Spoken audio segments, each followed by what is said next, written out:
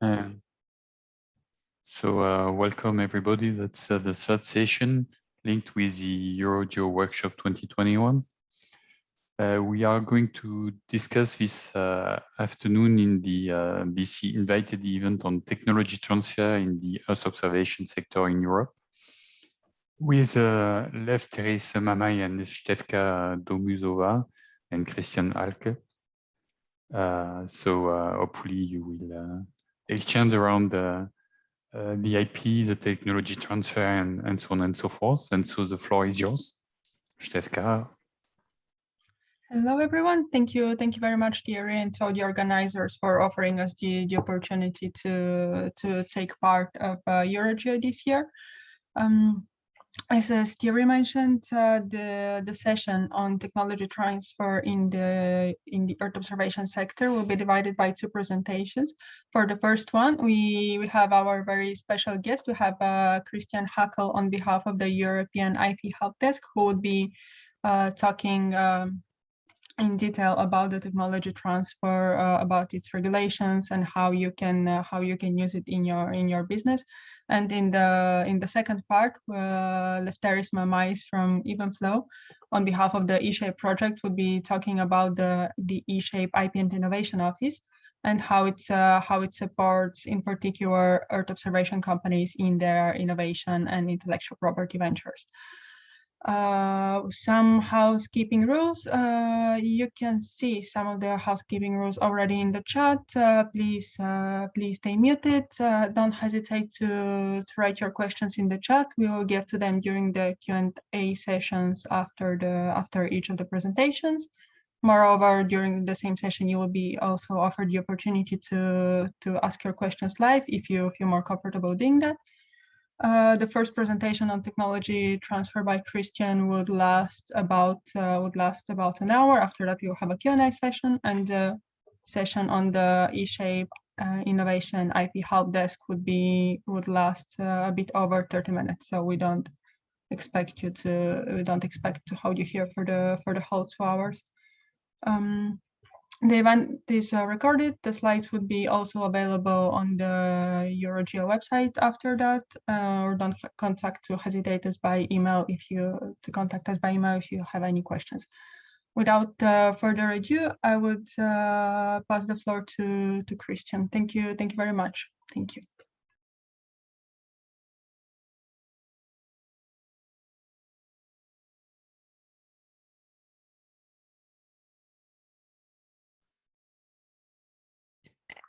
Okay, thanks and welcome from my side. I hope you can see the first slide of the presentation in the correct mode now. Can you just give me a short okay, please? Yes, we can see properly. Okay, perfect. Yeah, also from my side, a very warm welcome to all of you, and thanks to the organizer for inviting me. Christian Hackel on behalf of the European IP Help Desk, and I would like to start with a very few introduction on the European IP Help Desk, so you know first what my affiliation is, and second, it might be very interesting for you to know that this is basically a free service initiative of the European Commission. It's free for you if you are a beneficiary of a EU-funded project, being a researcher or an SME in Europe, and the European IP Help Desk is offering hands-on advice on IP, and it's free of charge. Of course, we cannot work as specific as a patent attorney, but it's first line advice, and as I said, it's free. And there are actually now a couple of different IP help desks, all initiated by the European Commission, as you can see at the bottom down here. There's one for China, one for India, one for Latin America, and one for Southeast Asia. And here we are affiliated with the European IP Help Desk. So what's the different kind of services what the help desk is offering? The first and very important one is the helpline. As I mentioned, it's free of charge, it's first line support, and it's really personal and to the point. This means you can contact us by email or phone, ask your question, and you get a first line advice. First line, for example, yes, it is specific to your point. However, for example, we cannot write a patent application for you, even though it should be personal advice. But writing a patent application would be probably a little bit more than first line advice. And last not least, it's confidential. So if you have a specific question, you don't have to worry about confidentiality. So this is helpline as service number 1. Then there are many communication formats, outreach tools on the website, a lot of publications and so on, and a lot of trainings. All of them are free as well. And you see here a list of our training for the second part of 2021. You see here some like introduction to IP on the 8th of September, so just recently. So some of them are rather general, or like on the September 29, the importance of IP for SME, and some are rather specific for individual sectors here. Of course, a lot of training modules tailored for Horizon Europe. Some specific one on plant variety. I guess it's not so relevant for you today. A list of all the different SME innovation support services, and a special project here is our ambassador scheme of the IP help desk. So in almost all of the different countries, there is an ambassador of the European IP help desk in your own country, overcoming language barrier, organizing events in your country. So really it should make it even more easy for you to access the services of the European IP help desk. Okay. If you don't have any question on this one, this was sort of the commercial break at the very beginning. And I'd like to switch over now to the presentation on the help desk. If you have any, on the tech transfer. If you have any question on the help desk, we can always talk about at the end of my presentation. I hope now you can see the first slide on the tech transfer presentation. And again, I hope you can see it in the correct mode, because unfortunately my screen doesn't show which screen you're seeing. Can you just give me a correct short okay? It's okay. Perfect. Thank you. Okay, so here we go on tech transfer. Short introduction on my person. As I mentioned, Christian Heckel. I'm managing director of the company TUM Tech. TUM stands for Technical University of Munich. Tech for tech transfer, obviously. However, we are not the internal tech transfer of the university, but a separate company, working closely together with the university. But as I just said, we are not the internal tech transfer of the university. In addition, I'm assistant professor at the chair for technology and innovation management, lecturer for the organization like the European Patent Office, wrote a couple of publications, and to make sure it's not all about theory, I'm co-founder, managing director of a startup in the area of renewable energy. So as you can see, tech transfer is really sort of pretty much my daily business. What I'd like to talk about in the next couple of minutes, it's basically 3 chapters. First one, what is tech transfer? Second, different stages of tech transfer, and third one, actors and assistants. Let's start with the first one. What actually is tech transfer? Well, actually, I don't like me to do all the talking for the next, I don't know, 50 minutes or so. So I'd like to invite you to give me some ideas what you think is tech transfer. I invite you to type it in the chat box. If you have any idea what tech transfer is, please write it in the chat box. So I'm sorry I didn't get any information on you as participants on your specific background. So I'll start pretty general, and then we get a little bit more specific towards the end of the presentation, and especially in the Q&A session. But here at the beginning, I'd like to start rather basic. So any idea from your side, what is tech transfer? Well, I hope you're still with me, not asleep already. I know it's kind of difficult after lunch.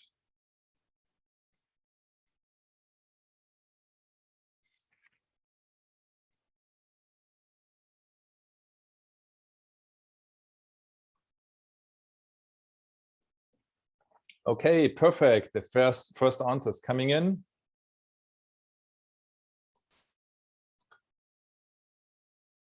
Okay, so we've got the answers from POC to on-the-shelf product, transfer prototype to commercial sector. First, support capacity development in developing countries by teaching them technology, and second, moving from research to market. Yes, thank you for your answers. Some of the answers already quite specific. I'd like to start rather general, basically using this definition that tech transfer is the process of transferring ideas or findings or technologies from one organization to another one for the purpose of further development and commercialization. So yes, as you said, transfer a prototype to commercial sector, for example, but it doesn't have to be a prototype to start with. It can be just an idea. But the goal is, yes, the goal is further development, and finally, at the end, it's commercialization. Important to note here is we are very specific in terms of who is transferring what to whom. Sometimes tech transfer is defined of transferring from a research organization or from a university to a company. But it can be also tech transfer in this definition if you transfer an idea from one company to another company for the purpose of further development and commercialization. Why I would like to start with this idea, because I'd like to make sure that we are really see tech transfer as a very, very broad concept. This definition is actually from the Association of University Technology Managers. Well, it's based on the idea of the principle of innovation, and to start with, that's what I call close innovation. If this is sort of the innovation funnel, you start out with many, many ideas, each bubble sort of representing one idea. You select the most promising one, bring them down to the next phase, eventually you build a prototype, you test them, and the most promising ideas or technologies or services you bring on the market, and hopefully you make good money out of it. If you have ever heard the term stage gate process, this is basically you divide this phase into different phases with a gate in between. That's the stage gate process. What's important here is this is inside your companies, inside your company or university or research organization, whatever organization you're with. This is outside your company or your organization, and these walls are very thick and heavy. And especially in the company world, some companies are very, very protective about their innovation work. And so there is really no interlinkage between inside and outside the company. That's what we call closed innovation. And as you might assume, if there's something like closed innovation, there's something like open innovation as well. And in this case, these thick, heavy walls, they sort of open up. You can bring in ideas from outside the company into your company. And from them on, you treat them just as if this idea would have been created in your company. Or you go the other way around. You take an idea which has been developed in your company, maybe a little bit tested, a little bit further developed. Maybe you even have a prototype, and you bring the idea to the outside world because for whatever reason, you don't want to follow up with this idea. You don't want to bring it on the market on your own. So this is basically open innovation on this side of the equation. And if you look to the right side, to the commercialization phase, you can do the exploitation on your own, or the exploitation can be done by others. So this is also part of the open innovation as well. Well, if you're talking about tech transfer, you have the two sides, the sort of the provider of the technology and the recipient of the technology. We call this supply side and demand side. And tech transfer is sort of coming in two forms. There's a supply-oriented form and a demand-oriented form. So for example, the supply-oriented form, if you have a university on the supply side and you start your tech transfer activity here, so as for example, a tech transfer office of a university would be doing, offering the know-how, a technology generated at the university, offering it to companies, this would be called supply-oriented tech transfer because you start with the supply, for example, of your university. If you're doing it the other way around, demand-oriented, this would be if you start with the demand of a company and look for a good technology provider, for example, in the academic field, but you start here with the demand, that's what we call demand-oriented. Well, most of the time, a university would be on the supply side, a company on the demand side. However, it can be two companies on each of the side, and it also could be that the university is here. So for example, if it's a bigger research project, a couple of companies and a university, sometimes the university is sort of learning from the companies at the beginning to do further R&D work. Examples for tech transfer, well, it's the perceptual audio coding technology developed by a Fraunhofer Institute. Maybe you've never heard about perceptual audio coding technology, but I'm sure all of you heard about the MP3 format. Second example, formula of carbohydrates and electrolytes to stimulate fluid absorption developed by the University of Florida. Again, maybe you've never heard of the formula, but I'm sure most of you know the Gatorade product. And last but not least, a method for rating web pages objectively and mechanically effectively measuring the human interest and attention devoted to them. Invention by the Stanford University. And I'm sure all of you know that's basically Google.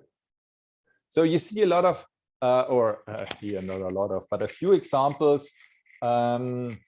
You might all know the different brands or services like Google or Gatorade, but most of the time you don't know where the idea has been actually generated and how it has been generated and how it's been brought to the market. And you see in this case, there's a lot of tech transfer involved. Well, we defined tech transfer before as basically you work together with a partner. You're not only doing it all in your own lab or in your own office, but you collaborate with a partner. And again, let's see whether I can invite you to give me some reasons why does it make sense to collaborate with your partner if it comes to innovation. So again, I invite you to type into the chat box if you have any idea why it's beneficial for you or for another party to work together with a partner if it comes to innovation. Any idea from your side?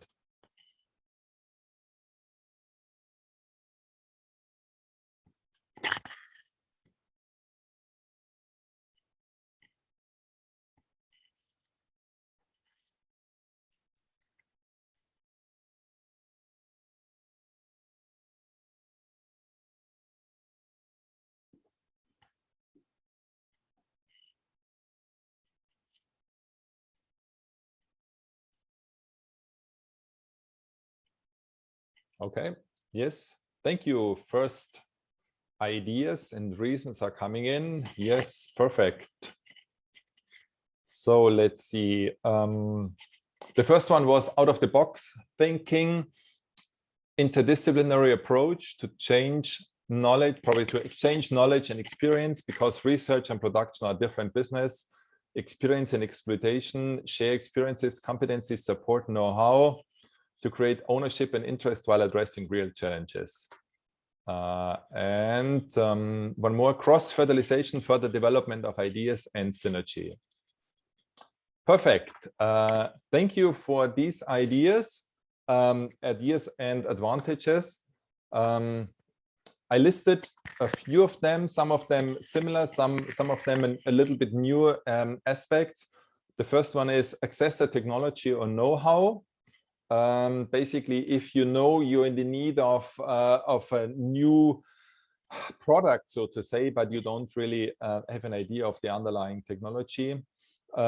If you team up with a partner, you can share the risk and the costs, speed up production development instead of developing something new all on your own. If there is already something existing on the market and you can access it, obviously it's going to speed up the product development, reducing time to market. If it comes to, as some of you mentioned, the commercialization, obviously, if you team up with a partner, it can generate profit for you, access new markets, and commercialize ideas. Perfect. And as you might imagine, if I'm asking for advantages of tech transfer, any idea on barriers to tech transfer? What might it make more difficult or complicated if you're thinking of tech transfer, if you're thinking of teaming up with a partner for idea generation or for development of new products or for commercialization of new products or technologies or services? Any ideas on the barriers to tech transfer? And then I'll promise I'll leave you a little bit more alone and not asking too many of these nasty questions. But let's see whether we can do one more on the barriers of tech transfer.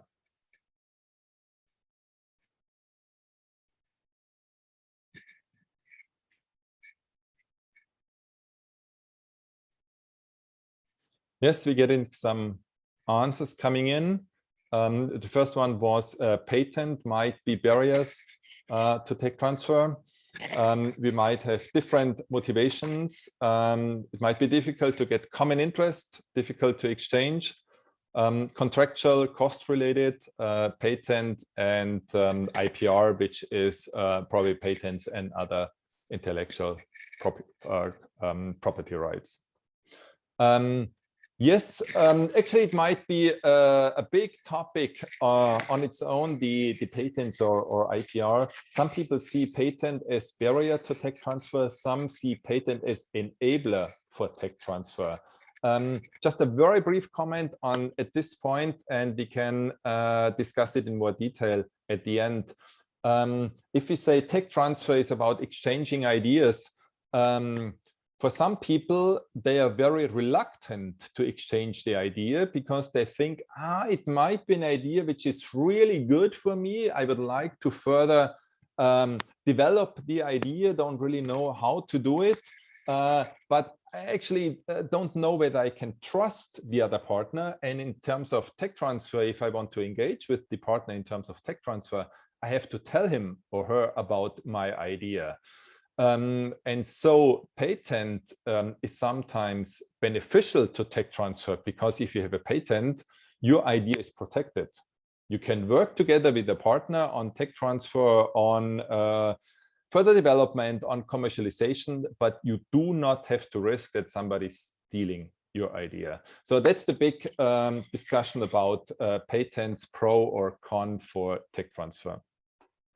What I've listed here, most of the time, a potential problem for tech transfer is the missing information. For both sides, missing information on available technology, if you're seeking technology, or missing information on available partner. If you want to team up with a partner, where can you find your partner? How can you find out about who is a possible partner? And missing infrastructure, missing funds, common interest, as some of you or one of you mentioned, and communication, trust, difficulty in exchanging, it's always a challenge here. Not sure about whether we have many universities here, so I'm not going to ask you. Just for universities, tech transfer is important because by definition, at least for most countries, universities can only cover the first part of the innovation chain, which is the research, but not the later ones like commercialization. For universities, it's getting more and more important to get licensing revenue.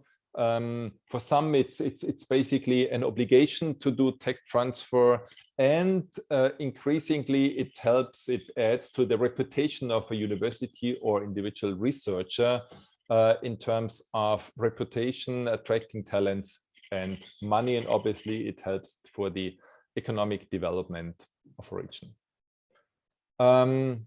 Again, two sides of tech transfer. There's a technology push. Basically, you have the R&D, manufacturing, marketing, sales on the market. In tech push, you start here with the R&D and you bring your idea to the market. In the market pull, you've got the same phases, but actually you start with the market need and you go to R&D then based on your market need. Okay, second stages of tech transfer. I mentioned information is sort of the base for tech transfer, and sometimes information is a problem because you do not have the information. Again, you lack the information on either relevant technology or on the owner of potential relevant technology. Again, supply-oriented, who is interested in your technology, demand-oriented, who is offering a technology. The good news is there is support in terms of tools and actors. In terms of tools, I can only encourage you to really use patent information. As some of you mentioned patents, oh my God, patents are difficult, they are expensive, they only create a problem. But really, patents, they can be great and powerful tools, and also for information. And most of the people, they really don't like to deal with patents because, as I mentioned, expensive, complicated, and so on. But really, if you don't want to get personally active in the terms of patenting, you can use the information here. For example, there is a patent database of the European Patent Office. It's called ISPASnet database, huge database, over 110 million documents, not only granted by the EPO, but also by patent offices worldwide. And you can access them free of charge. And with their smart engine, rather easily, you just type your search term here, and the search engine is smart enough to understand, is your search term a technology? Is it the name of a company? Is it the name of an inventor? So this is really pretty smart right now. If you're more sophisticated and you try to sort of use the old classical approach where you really differentiate with the publication number or an application number or priority number, which can get quite cumbersome in the details, obviously you can use this classic ISPASnet, or you use the new form, the advanced search. You can, for example, type here a term which should show up in the title or title in the abstract. And you can use the Boolean operator to combine these two fields by and or whatever Boolean operator you would like to use. So this is really a very, very good and important search engine you can use here, even though you're not a patent pro, and again, it's free to use. And this is really very helpful, not only if it comes to looking for patent because it might block your R&D or innovation activity, but really in terms of finding a potential partner for your innovation work. Different tools on information gathering. I guess we don't have to go into all of these details. Second step here, stages of tech transfer here, screening of technology. Well,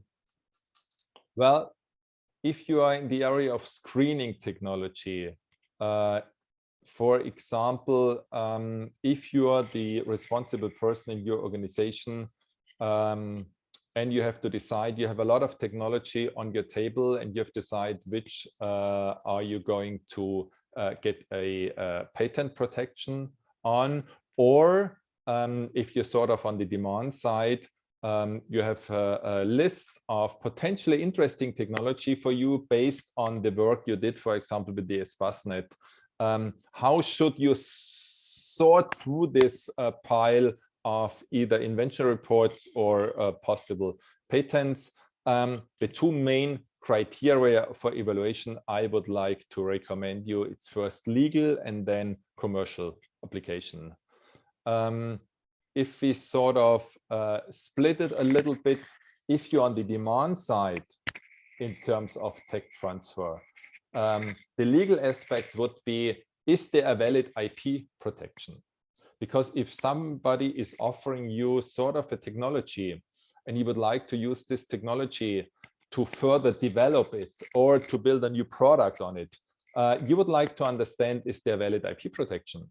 Because you might only be willing to invest your time and money to further develop this idea if it is protected by a solid IP right. So again, here, IP, as I briefly discussed at the beginning, is not the barrier for tech transfer, but actually a prerequisite.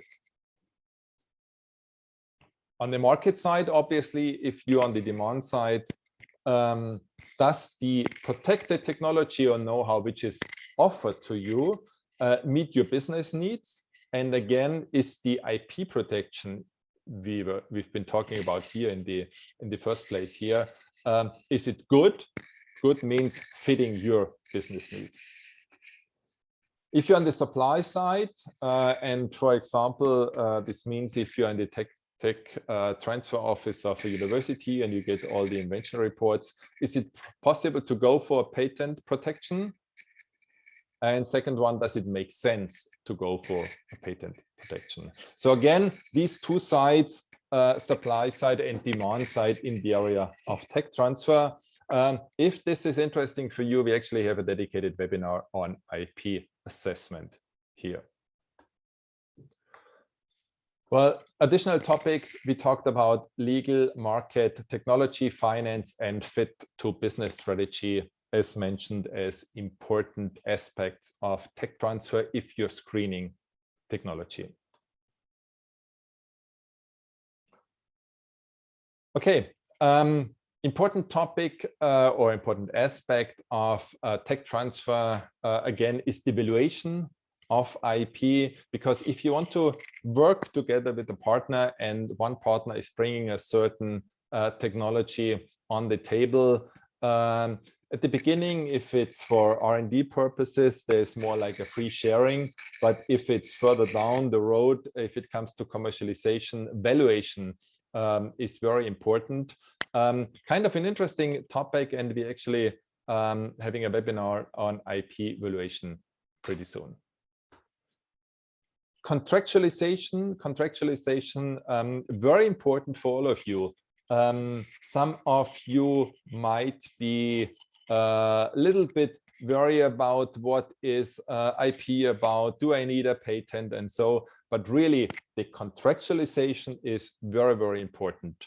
And I'd like to start at the very beginning.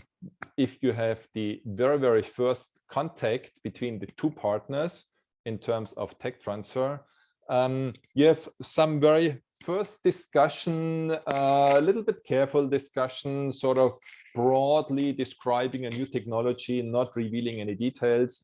And you come to the point where you say, okay, it actually makes sense to go into further discussion, but before you want to disclose all technical details, you have to manage confidentiality. Once you do this, you describe the technology in more detail, or the other party described it to you in more detail, and you found out, yes, this sounds pretty promising if the two partners start a joint project here. Then you should agree on the general outlines of your new project. Once you do this, you start your cooperation. And at the end, we talk about the IPR. IPR stands for intellectual property rights. And you should define them. You should clearly define how you're using them and how you're transferring them at the end. this is sort of the general outline of the, well, I like to call it sort of innovation chain here, or the subsequent line of events. After the first contact, we said manage confidentiality. Well, how do you manage confidentiality? I guess most of you, all of you know, for example, it's a non-disclosure agreement. In a non-disclosure agreement, you basically define that both parties keep confidential information which are going to be exchanged. They keep it confidential. Different names for it, but it's all basically the same. There's no big difference whether you call it confidentiality agreement or non-disclosure agreement.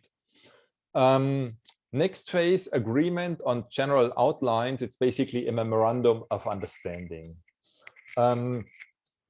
Memorandum of understanding is not a cooperation contract. Memorandum of understanding, it's basically before this, you basically write down what you would like to do in such a joint project. What's the responsibility of each of the partners? Some people say, actually, you do not need it because it's not legally binding. Only an R&D contract is legally binding, but I find it very helpful to write a memorandum of understanding.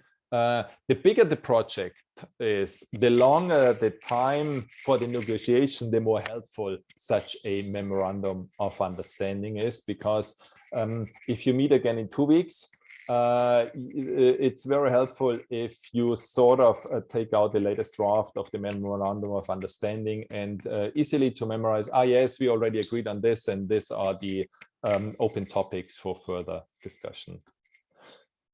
Starting a cooperation, well, obviously that's the consortium agreement, which you really lay out and in a legally binding form. That's all the nitty-gritty details about your cooperation and your consortium, with all the rights and responsibilities for each of the partner. And obviously intellectual property right is an important chapter in the consortium agreement, or at least it should be. It really should be an important chapter in the consortium agreement.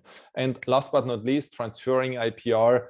Transferring can be in the form of a licensing, or in the form of transferring ownership, for example, selling IP.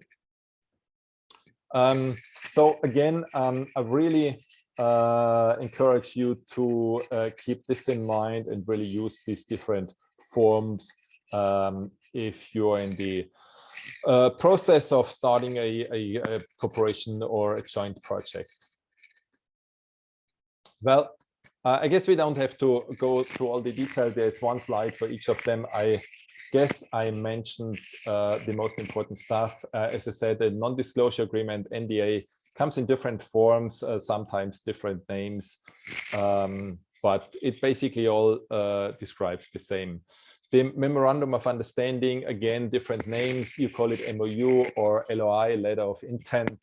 As I mentioned, legally not binding, but it's very helpful for the negotiation, and it serves as a basis for the later legally binding contract here, which is the consortium agreement. And I mentioned really take the chapter of intellectual property rights in the consortium agreement here. And in terms of IPR, it should really include in detail the background IP and ownership. Well, what is background IP? Background IP is if one partner brings intellectual property rights into the consortium because he already has it or has already developed a certain technology or whatever types of IP it is. And it's clearly written in the consortium agreement that the partner A has already this time of intellectual property rights, and he brings it into the consortium. So this is the background IP. Foreground IP, it's described as intellectual property which is developed during the course of the project. Material transfer agreement, because we do not need this. Well, we said at the end, you have some different options for transfer of intellectual property rights. So let's assume the project was very successful, or let's assume you do tech transfer. One of the partner has intellectual property rights and the other one would like to use it for commercialization purposes. Different forms of transferring IP. The first one is called transfer of ownership. That's basically selling it, selling the IPR, for example, a patent. Selling it, obviously, one-time transaction, that's it. Second option, licensing. Licensing, there is no transfer of ownership. The owner of the IP remains the owner, but the owner of the IP gives the other partner the right to use it, to commercialize it. So this is not a one-time transaction, it's an ongoing partnership. Some people like to say, well, there's actually a third form, which is called spin-off. Spin-off, some people say it's a dedicated form. Some people say, well, it's a sort of a form of one or two transfer of ownership or license. Well, what do we mean by spin-off? It's basically that part of an existing organization. For example, if we talk about the university, this means that student or faculty of the university, they form a new and independent entity, for example, a startup company. And because they have to work with the IPR, which is held by the existing organization, they need to find a way that they can use the IPR, which is, for example, held by the university. And this would be either transfer of ownership or license. That's the reason why some people say spin-off is sort of a special form of either transfer of ownership or licensing. Licensing, brief remark, if some of you are not sure about what it is. It's basically an indirect exploitation of intellectual property. Well, a direct exploitation is if the owner of the IP is sort of doing the commercialization themselves.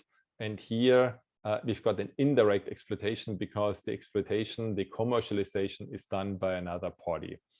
And the licensing agreement basically says that the owner of the IP, the licensor, grants the other party, which is called licensee, the right to use the IP to commercialize the IP. And as I mentioned, the important point is that the licensor, the owner of the IP, he remains the owner. He maintains the ownership of the IP. Again, if this is relevant for you, we have a webinar on a dedicated webinar on commercialization and licensing, where we talk about more details of the licensing topic. If you think that's a strange concept, such a licensing idea, well, actually, it's not. You've got the licensor on the left-hand side, which is the IP owner. You give a permission to use the licensee in return for payments. And it's actually the same as in the example of a landlord. The landlord would be on the left-hand side. It's the owner of the house or the apartment. He gives the permission to the other party to live in there, to the tenant, and the tenant makes a monthly payment to the owner, which is called rent in this case. So it's sort of a common concept here transferred in the area of intellectual property right. Well, we said in a consortium agreement, it's very, very important to talk about the rights in a partnership. First, it's very important to clearly state in, for example, the consortium agreement, how you want to handle the topic of intellectual property rights. And if you have partners from different backgrounds, like academia, like industry, you have the challenge that these partners have different priorities. There's something like joint ownership. that basically there is not one party having the ownership of intellectual property, but joint ownership. Sometimes this seems to be sort of the easy way out of difficult negotiation. Oh, let's just do a joint ownership. But you should be really aware of what is joint ownership. And you should be aware of that there is now actually one and only concept for joint ownership. So this makes it a little bit more complicated because you have to take the different legal backgrounds into account. Sort of general understanding is that you have the right to exploit the IP for your own benefit without asking the others in terms of joint ownership, but you cannot give a license to another party without the consent of the other joint owners.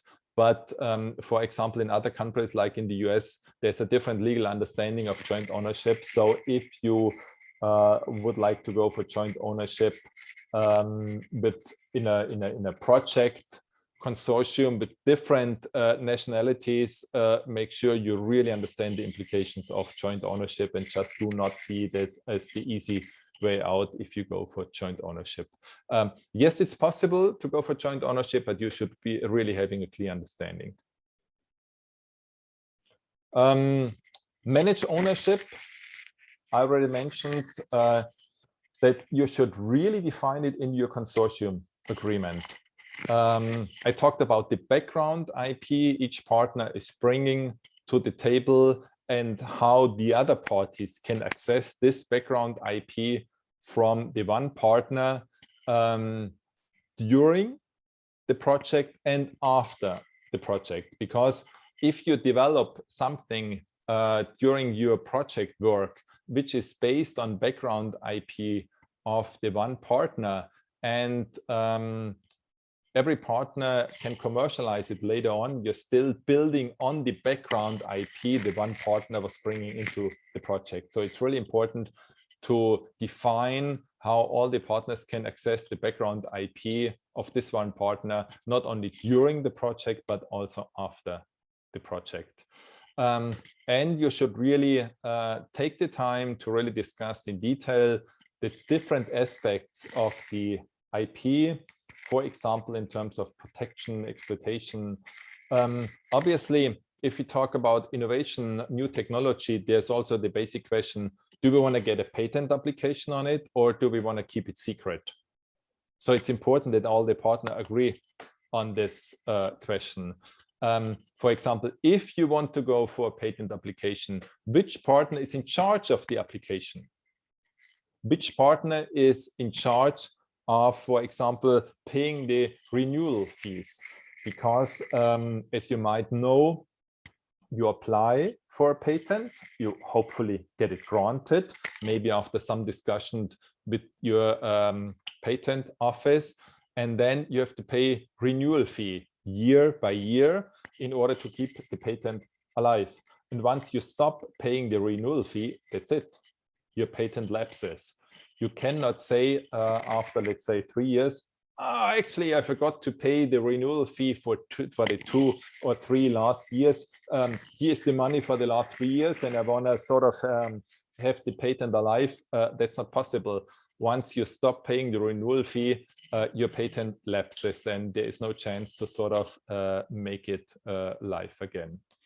And obviously, if you have some great technologies and you get revenues on it, maybe revenue based on a protected technology in a joint ownership, you have to define how you want to split the revenue.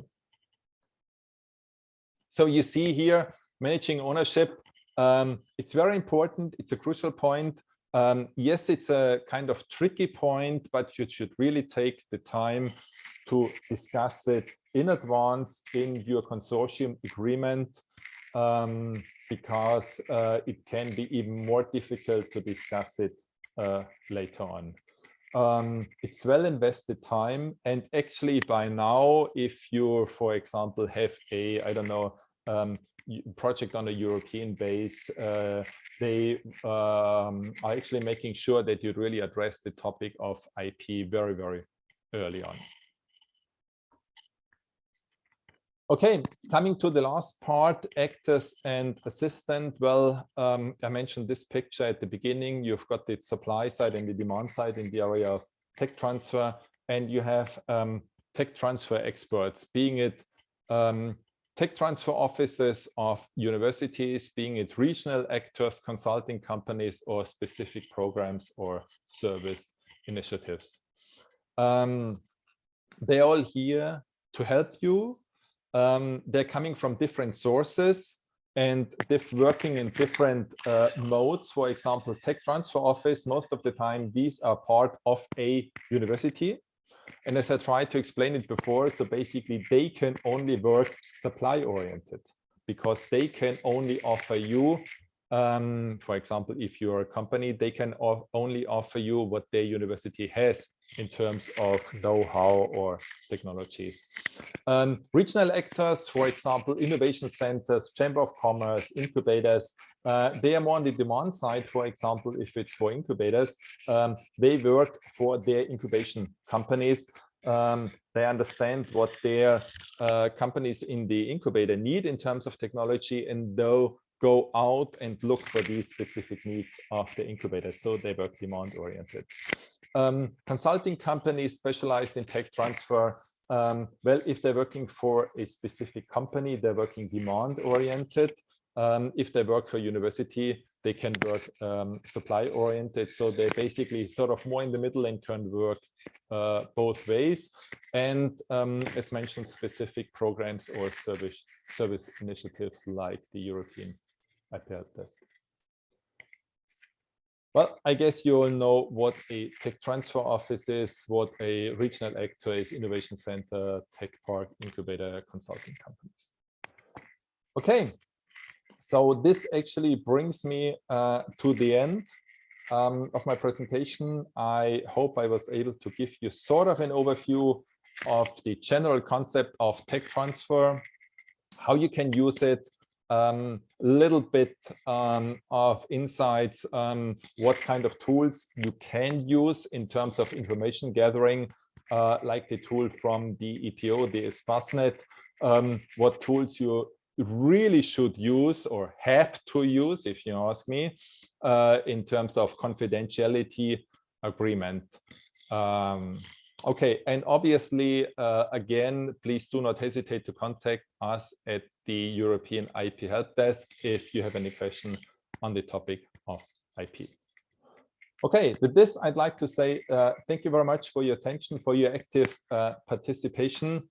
And as I mentioned, if you have any questions, I'd like to take the questions now and try to answer them.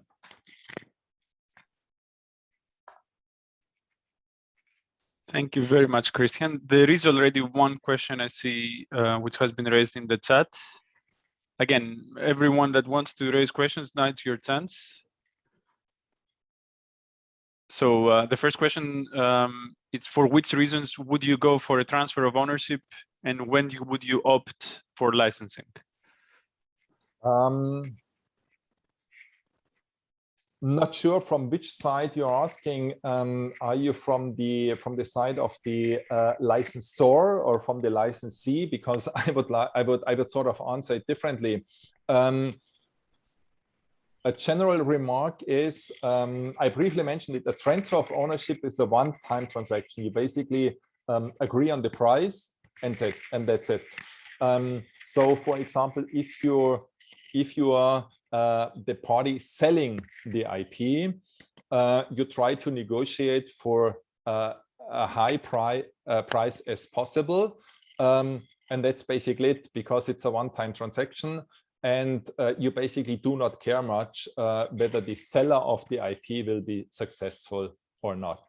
However, it's very different if you're talking about a licensing, because licensing, most of the time in the area of licensing, you do not agree on a specific amount in terms of euros, but more a euro per either per piece of technology sold or a percentage of the revenue the licensee makes.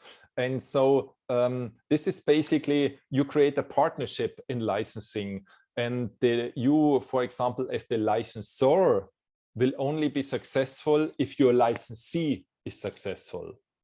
So this means it does not make sense to try to achieve the highest price possible, because if the price for the license is so high that your licensee will not be able to be successful on the market because they are a competitor on the market with not the same technology, but a similar technology, and your licensee will not be successful, you will not get much license income. So a licensing deal is always a win-win situation, or you should try to create a win-win situation. And only if both sides work well, it's a good transaction, whereas the transfer of ownership is a one-time transaction.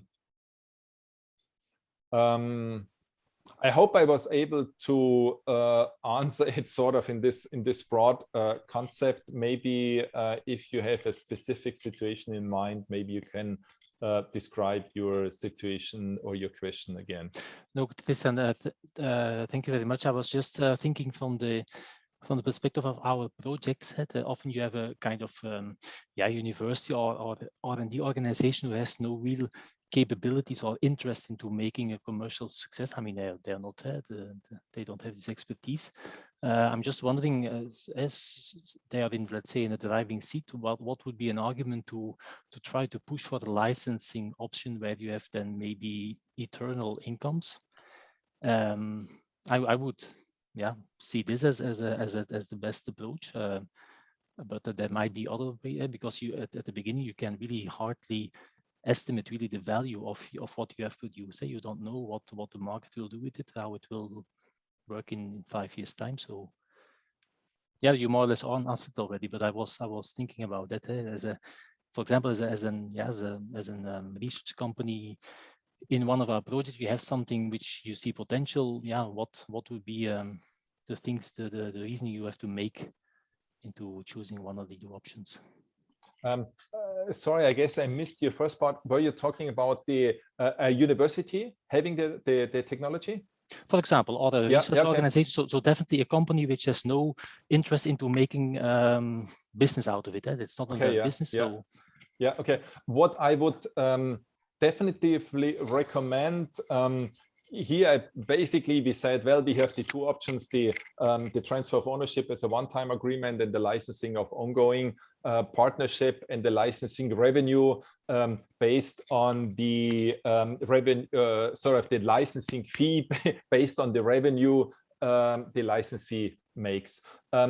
Normally you can be very, very sophisticated if you set up a licensing agreement. So also in the area of financial rewards for the licensor, you can really play around. So for example, what you can do, you have sort of a one-time payment even in a licensing contract. For example, a one-time payment when signing the contract, and especially university like to do it. Maybe not if they are dealing with a startup, but with a more matured company. They say, okay, we have a one-time payment, which is sort of the covering the cost the university had with all the patenting activities, like the patent attorney and the cost for the patent office and so on. So basically, as soon as they sign the licensing contract, the university at least recovered all the cash out they had so far. And then in addition, they have the licensing fee based on, I don't know, number of instruments sold or whatever it is. So from then on, it means if the licensee is successful on the market based on the technology dealing in the license agreement, then both sides will be happy. The licensee is happy because he makes the revenue on the market, and the licensor, the university, is happy because they get additional income. In some industries, for example, like in pharma, They have sort of a third aspect in addition to the one-time payment and the licensing, the ongoing license fee, which is called royalties. They have the so-called milestone payment. Obviously, you can use milestone payment in all industries, but in pharma industry, well, everybody was talking about the phase 1, phase 2, phase 3, like with COVID substances now. It's a very big deal in the pharma business if a new compound makes it successfully into the next phase. So often here is a so-called milestone payment defined. Let's assume the university developed a very new molecule, and a company is taking it, trying to bring it on the market, and the company is going through all the phases of the clinical trials. And so it will be a long time until there will be actual revenue on the market. But the compound is getting much more or increasing in value if they successfully completed phase 1 or phase 2 or phase 3. And then there is a milestone payment for the successful completion of one of these phases of the clinical trials. Yeah. So that's what I mean that's why I like the licensing agreement so much more, because it's much more complex. You can bring in additional details. You can define, for example, the remuneration versus the selling the patent, which is a one-time transaction, and that's it. Okay, thanks. And by doing so, you try to make a fair agreement, fair to both sides, taking into account what each side brings to the table and what kind of duties, obligation, activity the other party has. Okay, let's see in the chat. Where did we go? Next question I see here, what are the differences to be taken into account when the tech transfer regards software versus hardware? Are there specific considerations to be taken into account when the solution relies on open data? Well, open data is really kind of a tricky topic. And we actually, I guess it would go into too much detail if we start the discussing the details on open data and actually the question on software versus hardware. We have a dedicated webinar, training webinar on the topic of software and also on the topic of open data. So I would recommend, if you have a specific question on this one, really listen to these trainings because they specifically address this.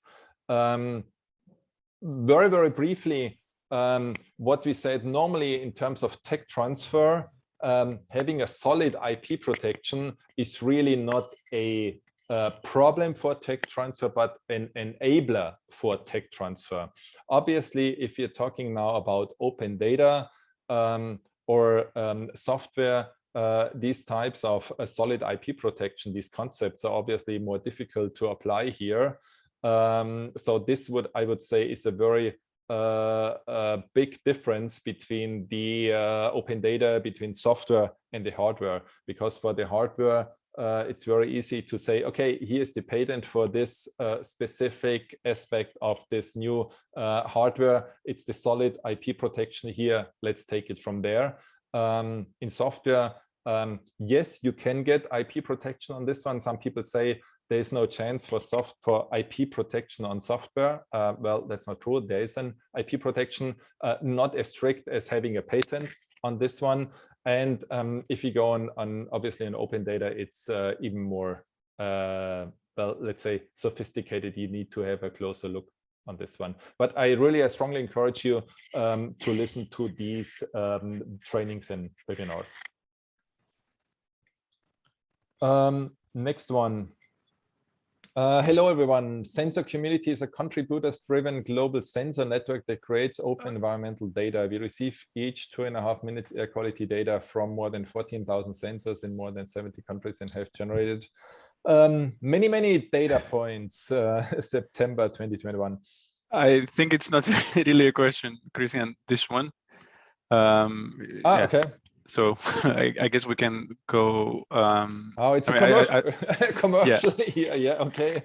But actually, I wanted to ask you maybe a final question before we move on to the next part, because you discussed quite a lot about joint ownership, and one thing we see a lot in the Earth observation sector represented here, and especially in, for instance, Horizon R&D projects, is that you have a situation where the different components of a solution, you might have entities that develop the basic infrastructure that, for instance, does the processing of the data. Then you have other entities that bring in the algorithms. You have others that develop the interfaces that might be the ones that the eventual users use, and so on.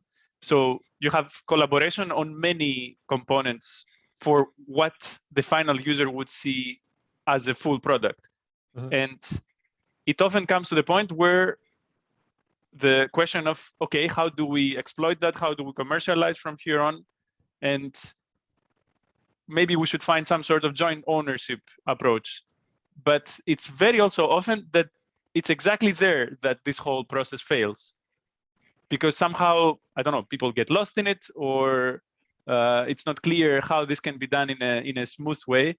Obviously, I'm not asking you to give us the golden answer to that overall, but I'm just wondering, are there any standard approaches or any good practices that you see specifically in the context of R&D projects, like for instance in Horizon, that could be replicated?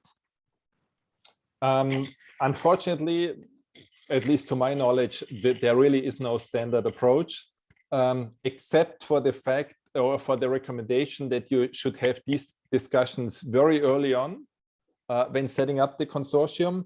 However, obviously, everybody has to admit at the beginning, you don't really know, you have no idea what the final product looks like. And obviously you do not know, is it heavily based on this technology, or on this technology, or more on the algorithm, or more on the data. So yes, that's the very, very challenging part, because you do not know at the beginning.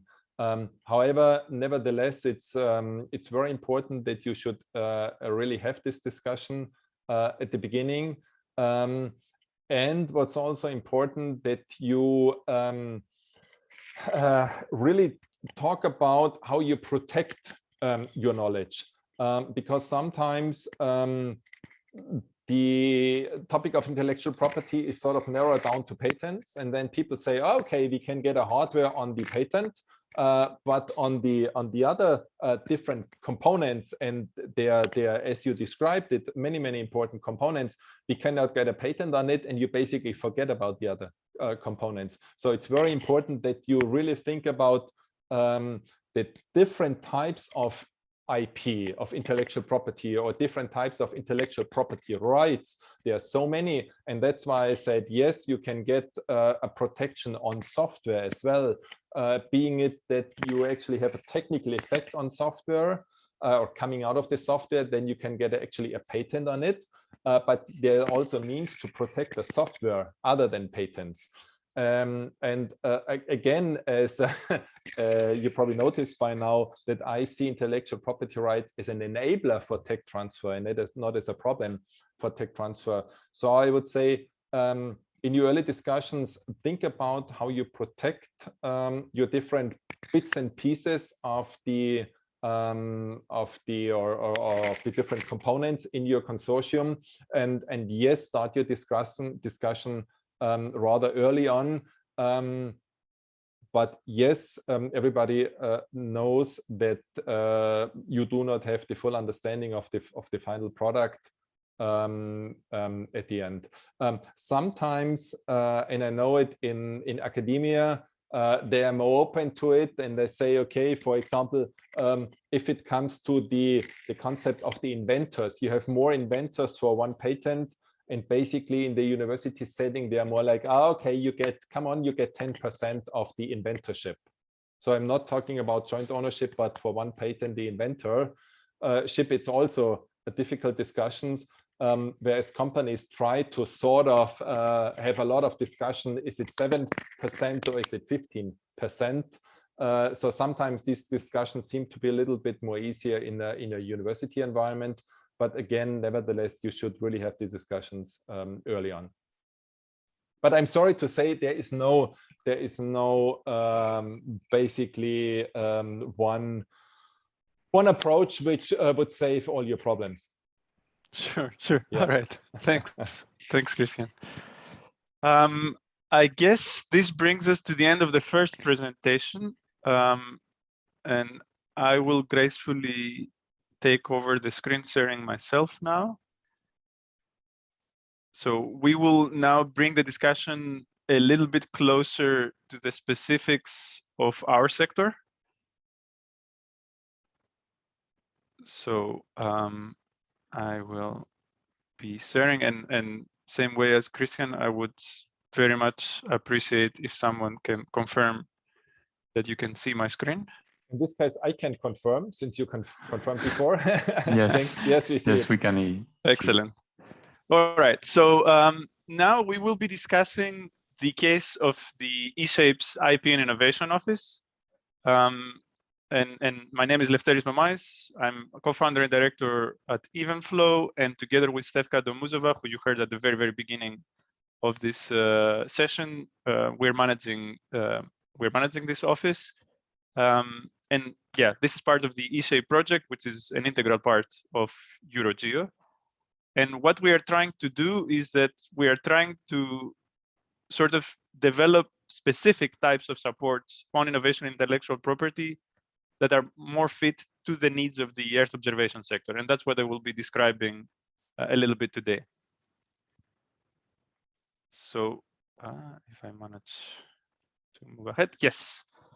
First, let me say a few things about the context. And I think this will also be very interesting for Christian. And I should say, by the way, before I enter into my presentation, that we are really pleased to have this interaction with the IP Help Desk. And the idea has been that, also specifically thinking of eShape, and it's a big project. We have by now 60 partners.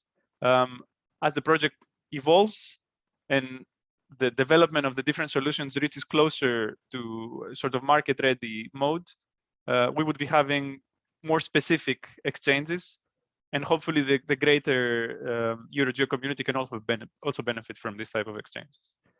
So going back to the context, the whole, if you wish, motivation behind most of the things I will say here is that we consider this to be really the best time to look into scaling of Earth observation solutions. Of course, to do so, one needs to overcome certain challenges, many of which are there for years now, and to grasp opportunities in order to thrive. When we think of opportunities, I have just taken a few very high level, but actually deep impact aspects. One is that we have major policy initiatives which are either explicitly or implicitly looking into the use of Earth observation-based solutions. This, of course, includes the Green Deal as a whole. It includes the new forest strategy, the new biodiversity strategy, the farm to fork strategy, and so on and so forth. At the same time, and for a long time now, the fact that Copernicus offers world-class data on a free, full, and open basis enables viable business models. It does so because the access to the raw data is free. It also does so because the data is actually fit for purpose for many application areas. Of course, it needs to be processed and so on and so forth, but it's a very important part to enter into a business endeavor. The third point is, and of course it's connected to actually both of the above bullets, is that there really is an increased availability of both public and private funding. We see, of course, how this is starting to gain additional momentum through Cassini, for instance. But there are also many efforts at national level, at regional level, at corporate venture level, and so on. Finally, there are many enabling technological tools, because this is where you need to gain access in order to unlock the power of Earth observation. So with artificial intelligence methods, with high performance computing capabilities. I mentioned challenges as well. We see still today in the sector that there persists a lack of accurate and up-to-date knowledge of markets. Often this is a very natural element of the Earth observation sector, simply because these markets need to be created. They're not there at the beginning. And by the way, this in itself fits back into the discussion of technology transfer and how you can sort of foresee how to take advantage of certain innovations. If you have a mature market and you know how to build your business around that, it's easier than if you're sort of creating the market on your own. Then there's a difficulty to translate advanced R&D into market-ready services. This is precisely the whole point where we see really good R&D not being commercialized, not being sustained after the end of projects. We also see a difficulty to raise funding suited for the different stages of development. So there is quite some for seed funding, but there's not that much for later stages, especially for the scaling parts. And finally, yes, there is currently little support that is specifically tailored to the needs of the EO actor. So with all that in mind, in eShape, we have set up the sustainability booster. And the sustainability booster can be best perhaps described by this simple graph. It's simpler than you might think. So on the bottom, you see what we call the conveyor belt, or simply the journey from idea all the way to expansion. The other axis basically shows you the different types of resources that solution developers need to get access to. So they need to get access to knowledge, capital, technology, and markets.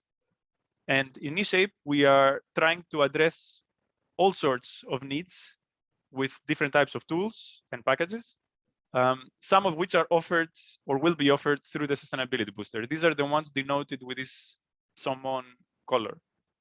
So starting from the bottom, we provide user uptake support, and we provide also business planning support. We are developing capacity building modules. We have already set up an investment and funding landscape navigator, and we will launch soon an investment readiness support program. There is a whole co-design activity led by Armin, our hosts also today, which hopefully one day will be toolified and offered through the Sustainability Booster as well. And then, of course, the IP and Innovation Office that we will be discussing and focusing on today, plus market-related activities where basically, develop and present different types of insights. This is something which is already accessible. So you see here the URL. And its aim is to provide expert advice on innovation, finance, and sustainability. As the months of the project pass and as we evolve, this overall facility will also be evolving, as will the team supporting it. Now, focusing in on the IP and Innovation Office, as mentioned at the very beginning of my presentation, the aim here is to provide tailored support. So we do not wish by any means to compete with the existing facilities that are out there. On the contrary, we seek complementarity, we seek guidance from them. And as you will see at the end of my presentation, we also try to redirect anyone reaching out to us to these other facilities, should this be the most fitting way. So what is the eShape IIPO, or what does it do? It offers a blend of passive and active support. And this is done by a team of Earth observation experts, of IP lawyers, and of innovation experts, all of them with many years of experience in their respective fields. And more specifically, what we do is that we provide guidance on IP and innovation topics. This, as you will see in a minute, follows the different stages of the innovation process. We try to develop illustrative stories of IP and innovation with the aim to really highlight some of the common success or failure factors. We collect and curate high quality resources. Many of those are actually offered by the IP Help Desk. Many other resources also at national, European, or even international level exist. So we don't try to recreate them from scratch. It would be meaningless. Instead, what we try to do is we try to help people navigate through the host of information that is out there. And finally, and this will be ramping up over the next 2 years of the project, we provide on-demand support, first and foremost to eShape pilots, and the partners represented therein, and second to the EO community at large. And I will be discussing a little bit now each of these components. So with regards to the tailored guidance, the whole point here is that when you are involved in the development of an Earth observation solution, of course, this applies to any other solution as well. And especially if you look into it from the perspective of starting to develop an idea together in a collaborative manner, then going through an R&D project and then trying to commercialize it, there are different things that you need to look into. You need obviously to define your value proposition and then develop it. You need to do a good market analysis, understand who are your competitors, for instance, how can you position yourself into the market, size the market, and I will have a specific example on how this very often fails.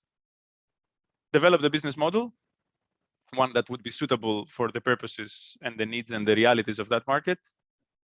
Develop marketing strategies to actually promote all of the above, and then do financial analysis of all the aspects that come into the picture, CAPEX, OPEX, and so on, and develop the IPR strategy.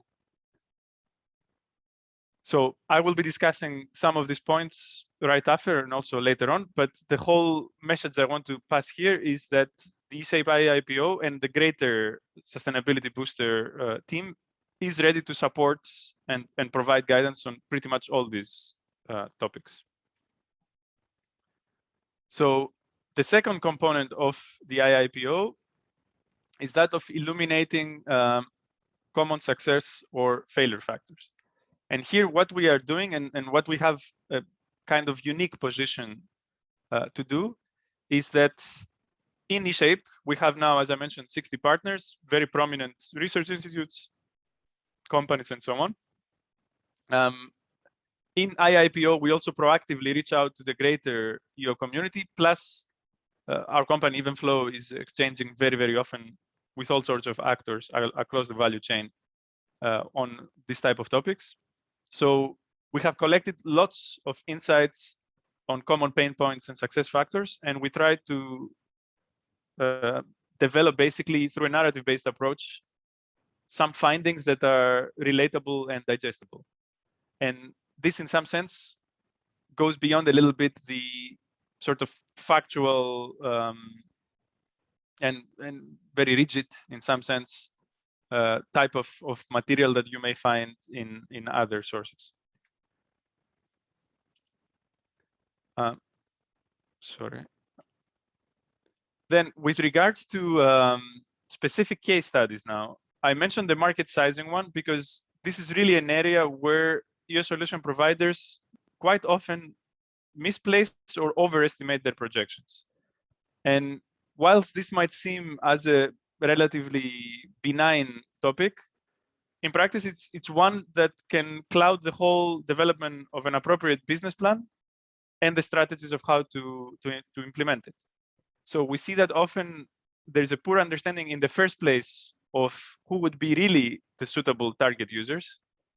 And of course, when you think of the Earth observation sector and the fact that markets often need to be created, this is not an easy task. But at the same time, it's an essential task to keep it honest, so to say, and really try to build your whole proposition around those that are really ready to turn into paying customers. And the same, of course, applies to a partial definition of the value proposition. Then another part is that very often, and we see that, of course, mostly with startups, this is not specific to the Earth observation sector, there is an unfounded optimism about the level of market penetration. It's the classic issue of a very large number multiplied by a very small percentage, which actually, though, leads to a very large number still, though. So we very often see the situation where someone says, for instance, we're going to develop a solution like a smartphone application having air quality data that's, should be addressing the whole market of smartphone users. And then, okay, we will gain 1% of this market. And this, of course, already gives a distorted view of what you can actually capture. So on our side, what we try to often do is that we're trying to help solution developers to understand the competitive landscape, to put forward reasonable market penetration projections, understand which should be the beachhead market to first attack, so to say, yeah, and eventually set up themselves to create a successful business model and a business plan. Another thing we are doing with the eSape IIPO is that, as I mentioned, we collect and curate high quality resources. You can see here a snapshot of some that are already available. This will be an ongoing activity. Yeah, here we scan a wealth of materials. We also have collected frequently asked questions through the different interactions we have had with Earth observation actors over the months and years preceding. And as I mentioned, whenever we see that certain queries or questions are already met by what the IP help desk or any IPR help desk is out there offers, then we simply direct the users there. Whereas when things are very specific, we can offer on-demand support. Again, I should qualify this by saying that throughout the project lifetime, this on-demand support is primarily reserved for the eShape pilots. I mentioned business plans, and this is another area where the on-demand support takes yeah, flesh and bone. So obviously, this is a very complex process. It's all the more complex when you think of Earth observation solutions and the fact that they rely on skills and capabilities from different organizations at different parts of the supply chain. So all this needs to come together. And here we have had the chance already through eShape to use well-tested proprietary tools of our own and guide the more than 30 eShape pilots in this process. And we have basically been discussing all sorts of things, from developing and owning the value proposition, understanding the competitive landscape, designing the business models, and developing strategies. And this will be ramping up in the future. This is a typical type of support that the IIPO and the Sustainability Booster in general can offer.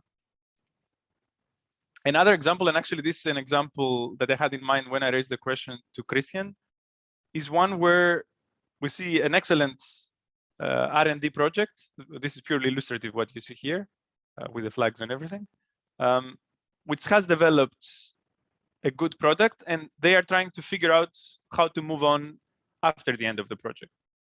And here, it's very essential to understand what would be a meaningful service provision scheme, how the different companies involved in its different parts would establish agreements or licenses between them for these different building blocks, and how eventually they would serve the users, how the revenue streams resulting from this service provision would be split between the different partners, how the costs also would be, or how should they be accounted for, and so on and so forth. So this is typically another area where we often have interaction with consortia, with partners, with companies to help them develop that. So as my last message, it's a rather short presentation. I wanted to say that we are fully operational. Of course, we learn and we develop as we are doing so, because this is a novel activity in the sense of being at the cross-section between the IP and innovation office type of activities and the Earth observation sector in specific. We are ready to support eSape pilots, and we would like very much to understand wider industry needs, for which we invite all of you to contact us. You can see here at booster@esape.eu. Visit the website. There's also a form to fill in there. And with this, I will actually pass the floor to my colleague Stefka afterwards. We have prepared a few very basic questions that would animate a little bit our interaction now. So I invite all of you to go to www.menti.com, and there you can put this code, or to use this QR code if you are with your smartphones. There are very, very simple questions. They will have the same fun element that I'm sure everyone had now when you were contributing to the questions raised by Christian.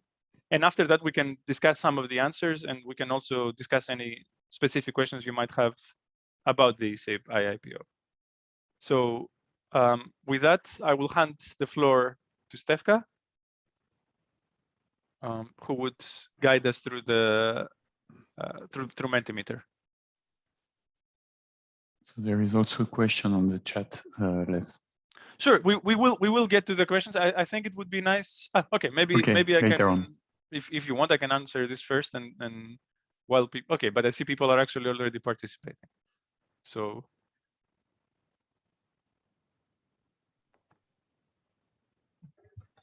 So yes, the goal of this question is to pretty much get the Q&A going, and we are starting by the simple one, pretty much trying to assess what is your experience more or less with using services from IP and innovation experts.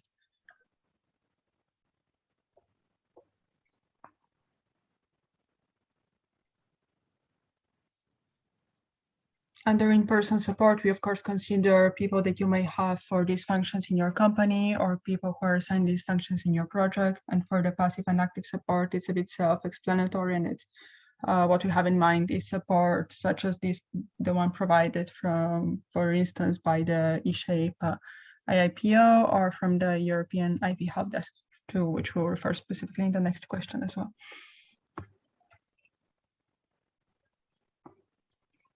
Okay, so let's say that half or more than half of those of you who voted seem to have no experience, and for the others, it's of course more common to have some sort of access to passive support than to actually seek a point where reach for in-person support.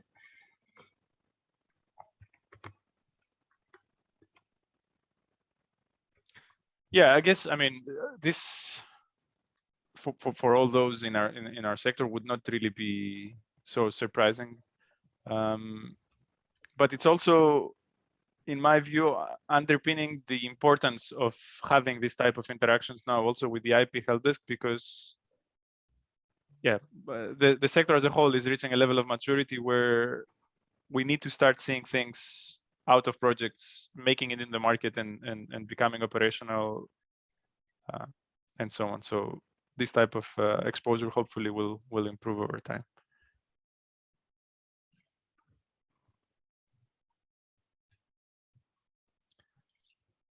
So indeed, the second questions, and from what we received so far as answers, indicates that you're already somehow familiar with IP and innovation tools provided by the European Union, for instance, such as the IPR help desk. And again, unsurprisingly, it's again the passive support that has been. May I ask the person, I mean, if you don't mind revealing who you are and saying a few things, the one that said that you have actively reached out to such a service, to just give us a quick note on your experience.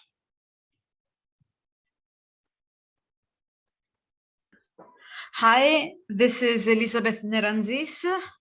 Hi, Elizabeth. Actually, I was reaching out to the IPR help desk for detailed questions after webinars or trainings, as I had some questions, and their replies were actually useful, and I use them for my work. So. Excellent. So I guess this is good news for you, Christian. Yes, exactly. Thanks. Very glad to get this comment from your side. You're welcome.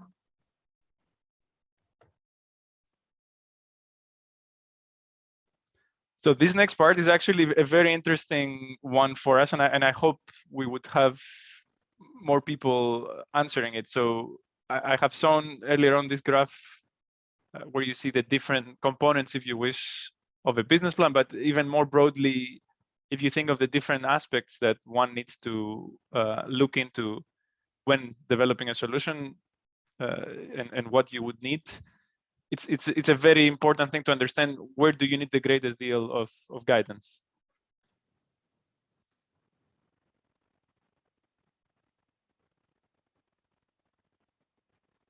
So maybe this we can keep live for some time, Stefka, and maybe in the meantime, I could answer the second question already that has been raised. So the smallest entity we provide our support to. I mean, it's also at individual level. So in eShape, we have entities that are universities, research institutes, SMEs, some established companies. So it's at individual level. It doesn't have to be necessarily sort of a grouping. And beyond that, in our overall work as Evenflow, it's the same story. But we have not had at an individual level, like an individual person or researchers coming to us and discussing that.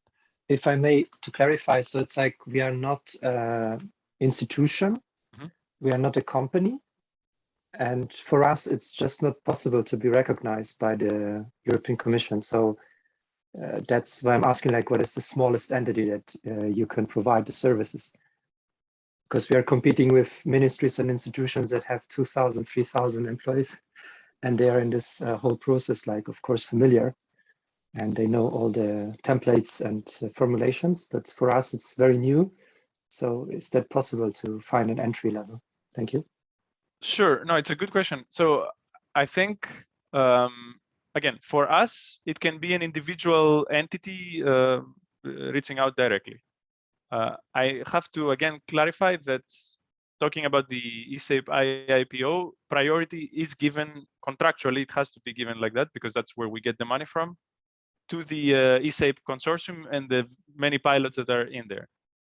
But as a general principle, we could support anyone. For the IP help desk, and correct me, Christian, if I'm wrong, I think there is free access to anyone participating in any EU-funded activity.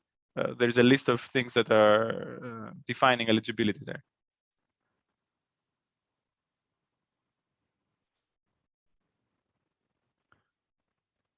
So, all right, we have many topics here which have the same score pretty much. But what's interesting is that marketing and market entry are 0.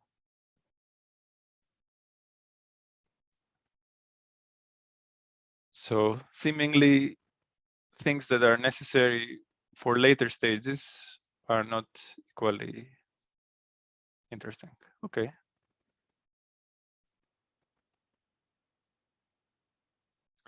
Yeah, the next point is about whether the participants here have had any case where they have protected actually their assets, either through patents, trademarks, designs, or any type of IPR. So it would be interesting to see, yeah, how the EuroGEO community has dealt with that.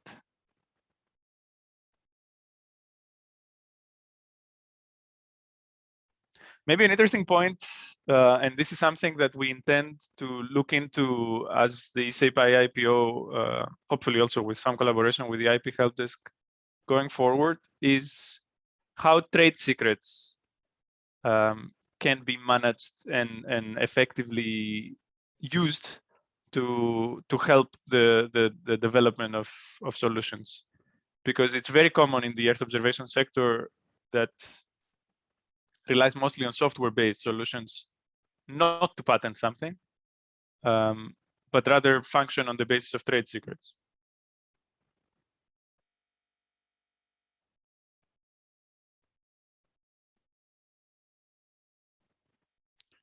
So I see a question from Thierry. Yeah. So what do you call trade secrets? So I mean, I'm not going to answer in a legal perspective, but no, some example will be okay. No, I mean, basically, the whole story is that instead of deciding to because the thing is that when you protect your innovation through a patent, you have set up the framework in which no one else can use that for a certain amount of time. but it becomes known what you have actually developed, right?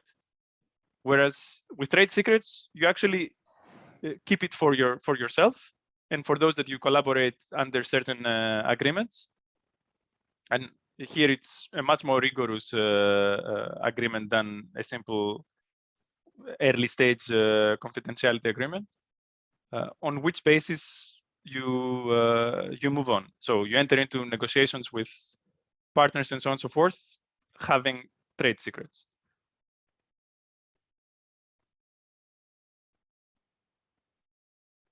Again, if Stefka or Christian wants to correct or add to that, feel free.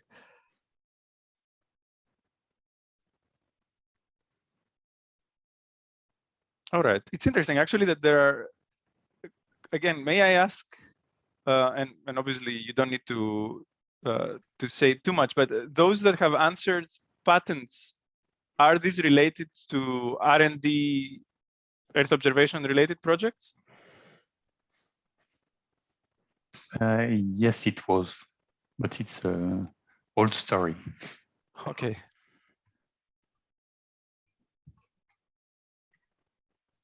I guess we can move on.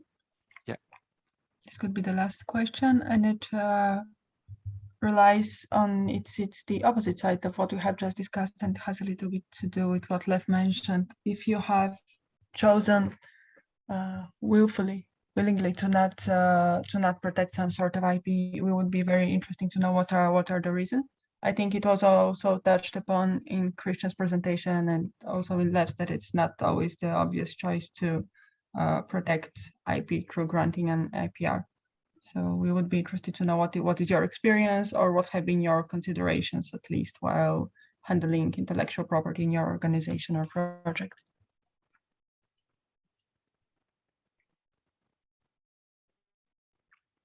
And maybe while we wait for the answers to appear here, just to also answer on my side the question by Ayako. So how do we differentiate the ESAPE activities from those of EUSPA? So ESAPE is a research project. It's an innovation action, actually. It's a key component of EuroGEO, and within ESAPE, we had the chance to start building certain tools that we hope will be long-lived and big impact in the Earth observation sector. EUSPA has recently expanded its mandate to also cover Copernicus. They will be offering all sorts of market data, projects, competitions, and so on and so forth. So it's a little bit of a different thing, frankly, different being. But speaking of the ESAPE IIPO in specific, because we have a very close relationship with EUSPA in general, our activities are informed by theirs, and some of their activities are informed by ours.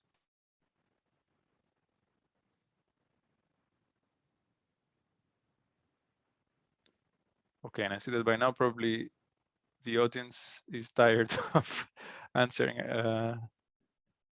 the questions, but that's okay.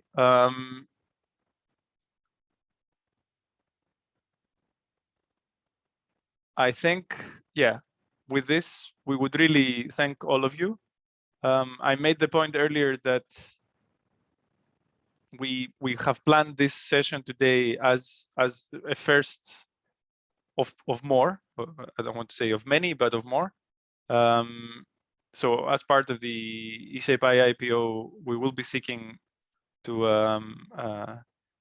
do more also along other aspects, like for instance, specifically on commercialization strategies and so on. So again, I would like to thank Christian and the colleagues at the IP Help Desk for supporting us today.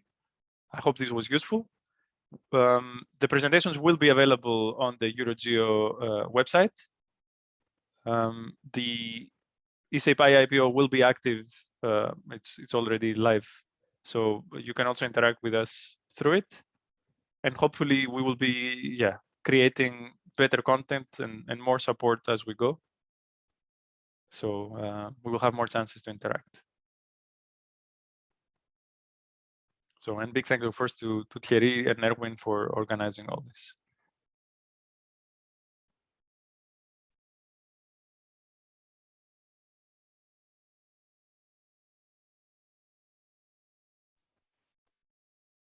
So Thierry, yeah, I guess we can. Sorry. Yeah, I was just thinking to give the link to the eShape website in order that the people can find the sustainability booster and the IIPO. That will be the best way of finding some details on what we achieved. Thank you. Yeah. And so thank you very much for all this discussion around the IP. It was really interesting and give us some floor for discussion and follow-up, I hope. And I would like to thank Christian, Lev, and Stefka for their presentation and all the attendees for being there for the afternoon. And hopefully we will have a meeting tomorrow morning at 10. I think, Avin, I don't have the slide with me, but you can share it if you have it in front of you, with a starting at 10 with the same address for the Zoom meeting, and you are more than welcome. Thanks a lot, Lev. Thanks a lot, Christian. Thanks a lot, Stefka, and have a nice afternoon. Thank you. Thank you. Thank Good you. afternoon to all. Bye-bye. Bye-bye. Bye. Goodbye.